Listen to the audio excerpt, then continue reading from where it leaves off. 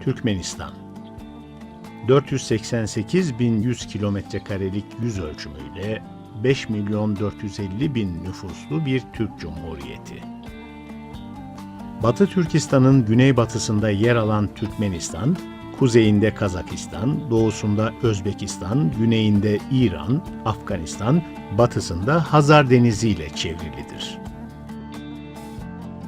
Başkenti Aşkabat'tır ve Ahal, Balkan, Daşoğuz, Levap ve Merv olmak üzere 5 vilayete ayrılmıştır.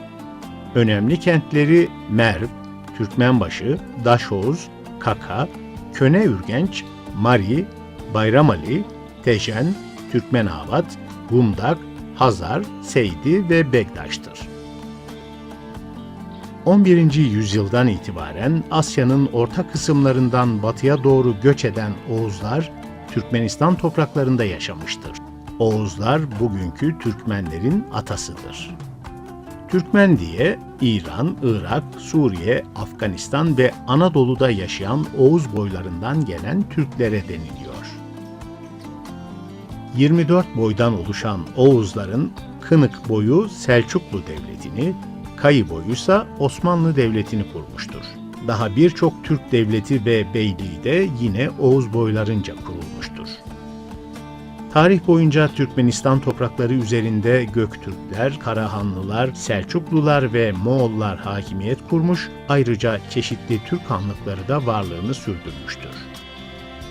Safevi Türk hükümdarı Nadir Şah'tan sonra çeşitli kavimlerin saldırılarına uğrayan Türkmenler, 1835'ten sonra Merv bölgesine doğru yayılmaya başlamıştır.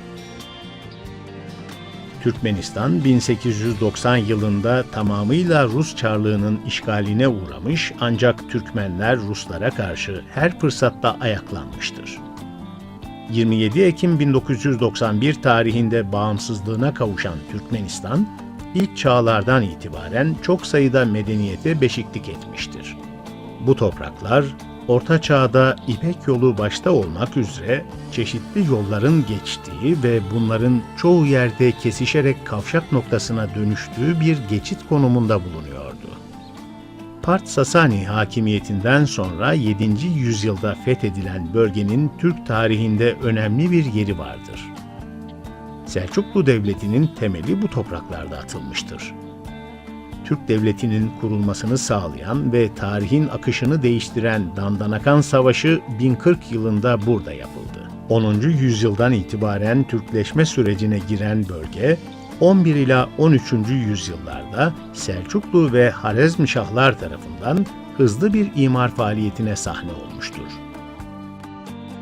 Özellikle Selçuklular zamanında Serahs ve Merv çevrelerinde yetişen mimarlar, geliştirdikleri mimari üslupla Kuzey Horasan ekolü şeklinde nitelendirilen bir mimari ekol oluşturmuş, eserleriyle ün yapmıştır. Bu topraklar mimarisi kadar ünlü başka değerlere de sahip.